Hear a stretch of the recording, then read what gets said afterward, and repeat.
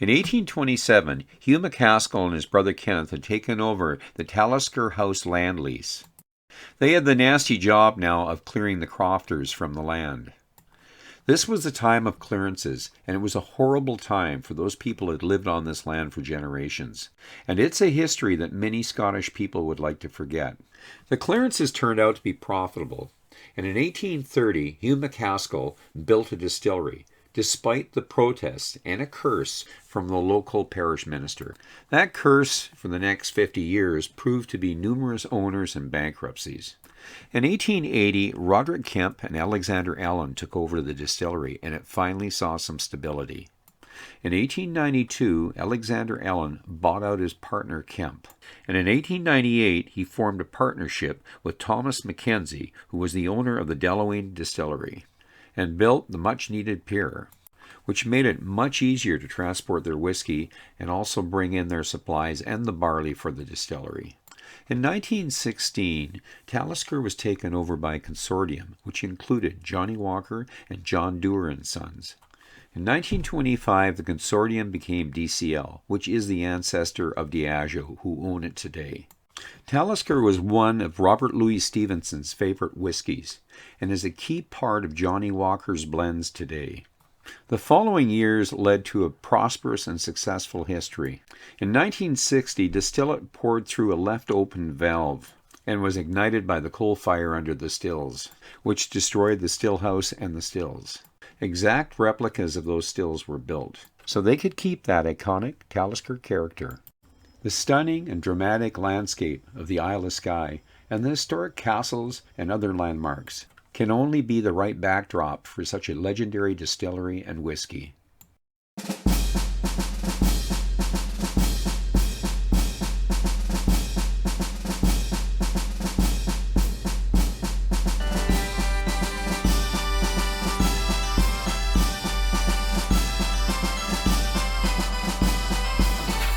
Well, welcome to Noel's World of Whiskey. You can see I am dressed a little different than I normally am. It is hot. We've got a May heat wave going on. So not really your typical Vancouver Island Scottish weather. This is like California here. So anyways, I am going to go after one of my favorites, and one that I have not really focused on for some reason or other. Talisker. And kind of a different array of whiskeys on here. Thought I would kind of do a little backdrop on a Diageo selection. I'm not going to say I'm a Diageo fan. I just, for some reason, have a lot of Diageo whiskeys. And I do like some of their whiskeys. And Diageo is a company, large company. Of course, Moët Hennessy now absorbing, the two companies absorbed together as a group. And so we'll say Moët Hennessy Diageo. I usually think Diageo or I think Moët Hennessy. But anyways, this just expands the volume of whiskey that they, and of course distilleries, that they control in Europe and also over here in North America. So anyways, back to Talisker. Now Talisker, it goes back a ways with me, of course, and I think I told you stories about my first experience with Scotch. Of course, it was blended Scotch back when I was quite young. I was a kid in that, and I'm an old man today. And that was because my dad brought it back from Scotland during World War II when he was a night fighter over there at the beginning of the Battle of Britain. And you sneak into the old man Scotch and you learn a little bit about Scotch as you did with Canadian whiskey, etc.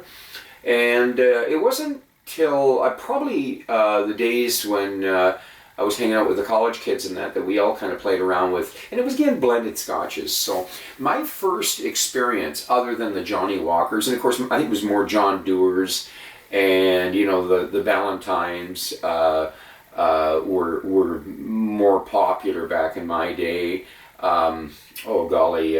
Any name blended Scotch. Mind you, there was a few oddball ones, like Cutty Sark. I remember one of my buddies liked Cutty Sark, so we'd sneak into Cutty Sark, which was very affordable.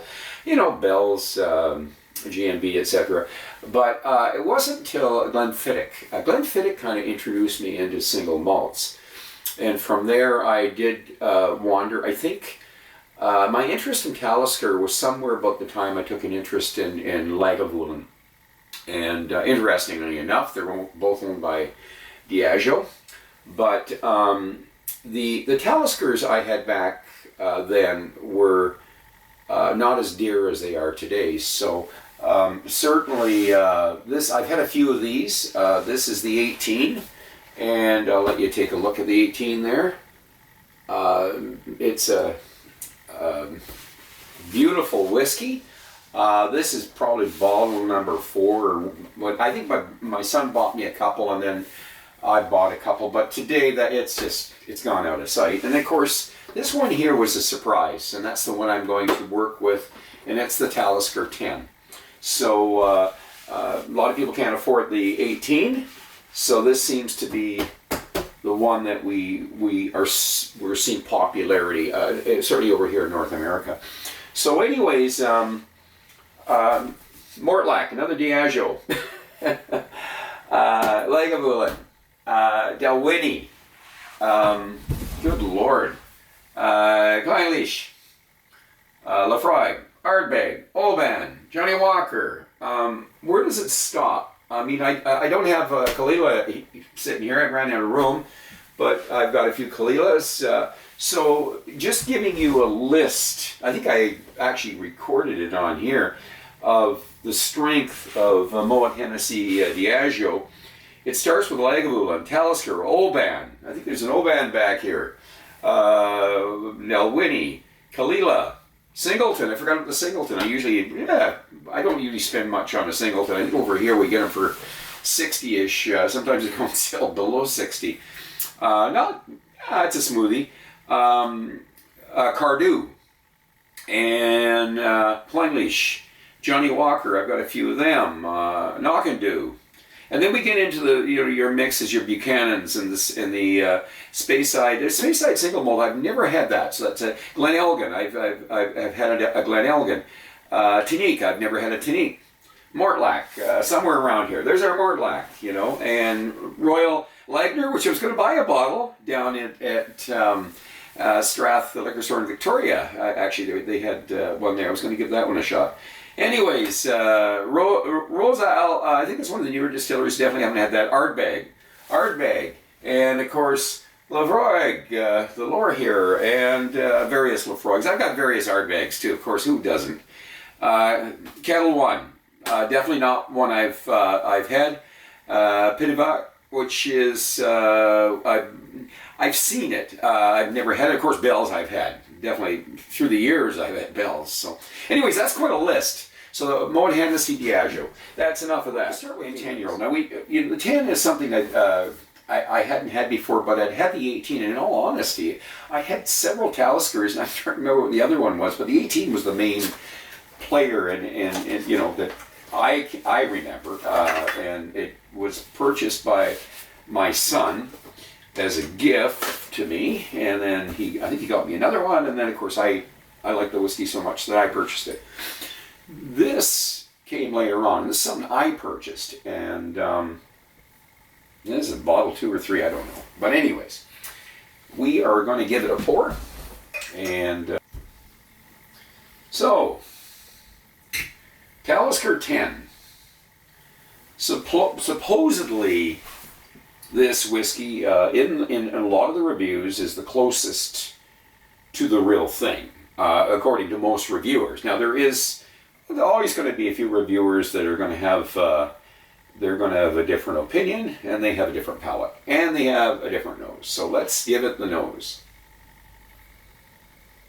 Smoke. Sweet and sour. The traditional Talisker nose. And what else can I say? Talisker has a unique nose.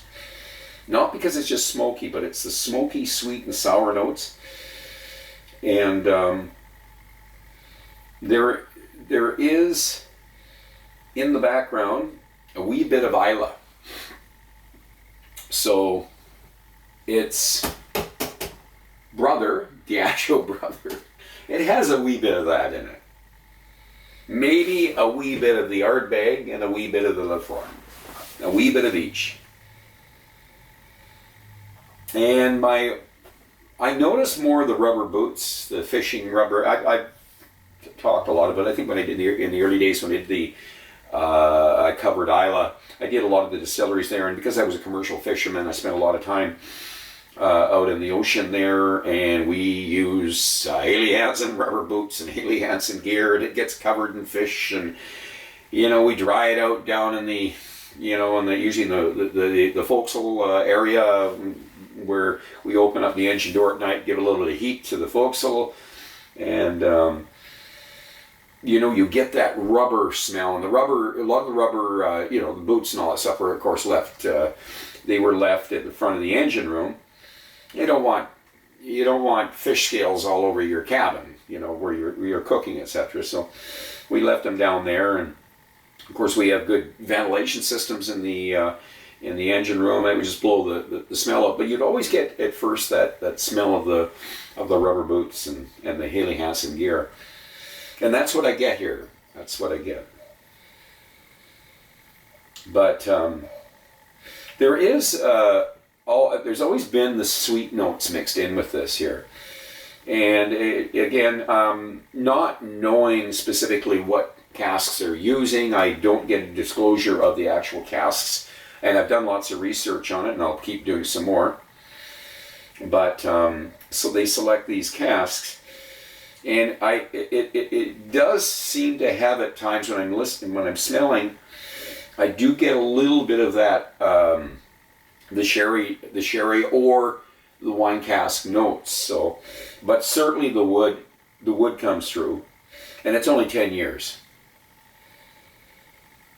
Anyways, let's get on to the palate.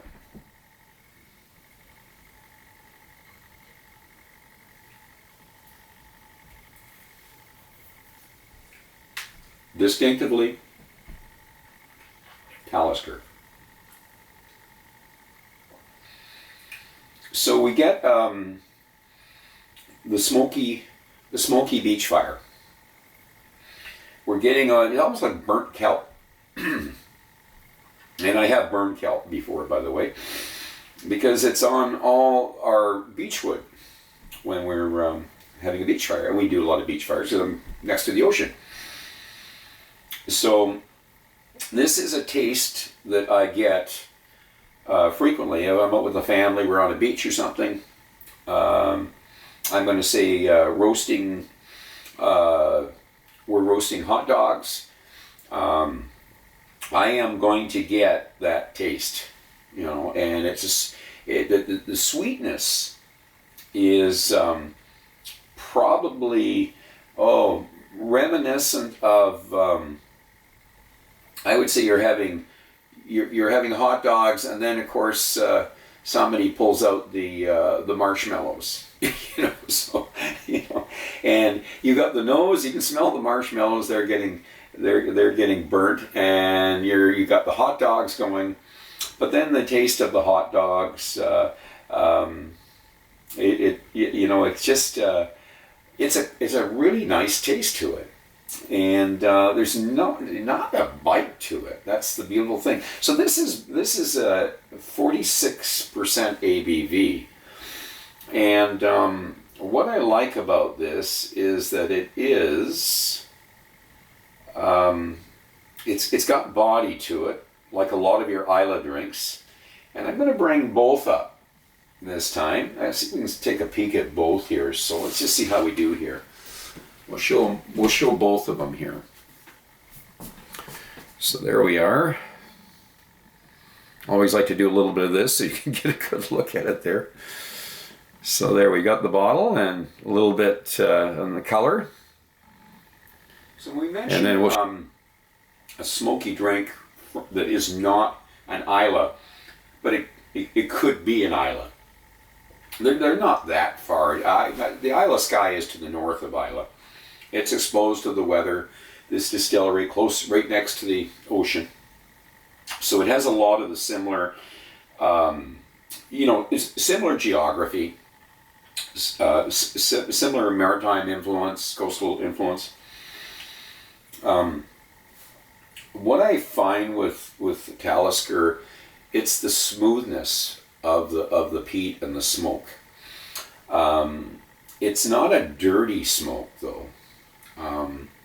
Some people call the Lefroy as a dirty smoke, and I don't know if that's a very good term, but maybe the better way to describe it is when you're getting a lot of smoke, and you don't get the toned down version of that smoke. I mean, you can have intense smoke like an Octomore, and it still comes across pretty smooth. Talisker's like that, but it is not a high ppm. It's not like the Isla. In fact, it might not even be as high as Lagavulin. I think it's in the 20s, if I remember rightly. So Lagavulin's probably in the 30s. You know, your Lefroy's in the mid 40s and higher. Ardbegs up higher even than that, and then of course your Port Charlottes and the Octomore way up there. You know, I'm going to say that this is a really good whiskey. As far as introduction, yeah, why not? It's going to be a little higher than, let's say, or somewhere in the same area of a Kalila. Higher than some of the Bowmores, maybe close to some of the Bowmores, depending on which Bowmore you're going after. But below the three distilleries, the three distinctive distilleries next to one another, the Lagavulin, the Ardbeg, and the Lefroy, those distilleries traditionally are higher than the Talisker. So, but very smooth. It has again some of the balanced sweet and sour notes that I like in a peated whiskey, because with peated whiskeys, either the smoke it takes over the dram, it dominates. You know, it doesn't dominate this. That's what I like about it. So let's go for the finish.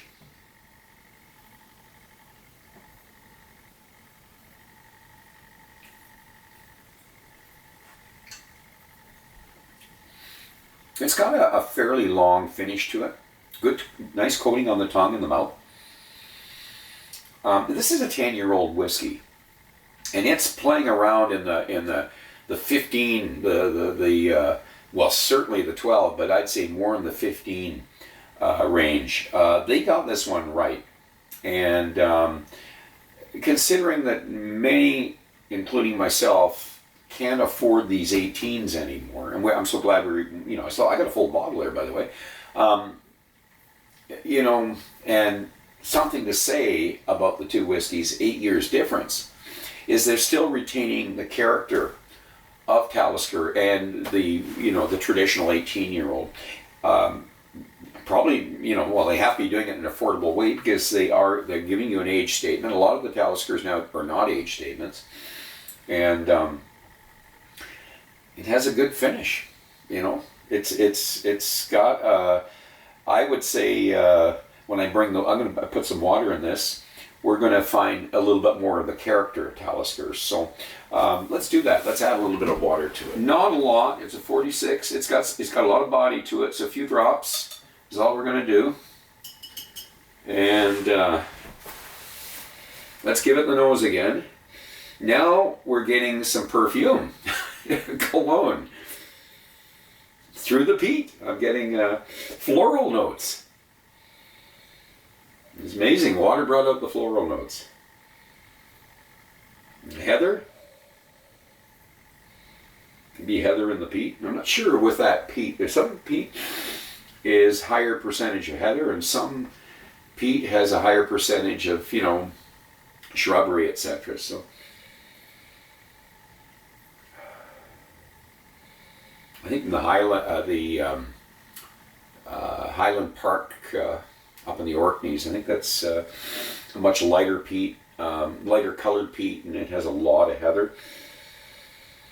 And this has some kind of the floral notes of some of their whiskeys there. But bringing out the sweet and sours again. The smoke, very refined, kind of clean smoke. Here we go, dirty clean. Has a really pleasant nose to it when you add a little bit of water. It can take a little bit of water, and there's nothing wrong with adding a few drops. Okay, to the palate with water.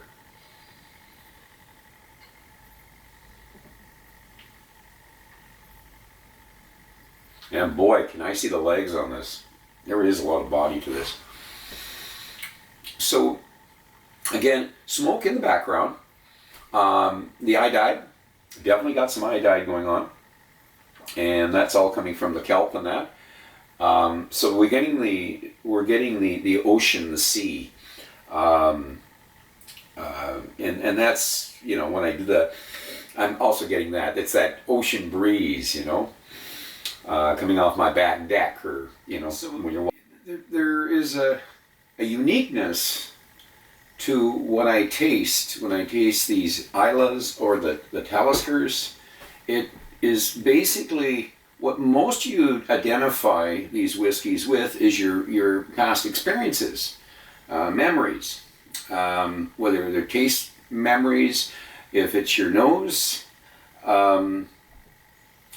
Even the texture of this, I identify with the beach. I mentioned, you know, a breeze blowing over my back deck of my troller. You know, I can smell the ocean, the maritime notes in the ocean. The iodide is that you get close to shore. Oh my golly, your smells are even more intense. You've got the kelp on the beach. When I'm having a beach fire, you know, we have that ocean smell. Now, I'm not right on the beach where I live, so I do have a little contrast, and I think it's easier to identify getting away from the ocean and going back to the ocean. Those notes are prominent in this drink. And I think of all the gatherings I've had on the beach, you know, barbecues. Some of the, some of my beach fires included, having barbecued sockeye fish done the native way, the local native way, by my native family, the Seawoods. And the Seawoods know how to do up a sockeye salmon. And just the smell of, they do it traditionally in cedar on the beach. And just the smell of the sockeye, with the beech wood, and the cedar, with the beech wood, you just get something extra. And I taste a little bit of that in my Talisker, So yeah, and again, maybe some people are going to identify it with having a hot dog on the beach. Just a barbecue on the beach and that. But this is a really nice dram. They have done, I think, an exceptional job of hanging on to that Talisker. The Talisker nose, the Talisker notes, the taste. This is Diageo. It is as close to the 18 as we're going to get at an affordable price. It is a very good 10-year-old whiskey. It's competing with the 15s. I highly recommend this Talisker. This is one of my favorites. I am going to give this guy an 86. It is well deserved. It's certainly something you should have on your shelf, in your wheelhouse, and I'm going to leave it at that. So, and the next time, we're going to go after the 18. So I'm going to ask you to drink wisely, drink intelligently, do not drink and drive. And until the next time, so much.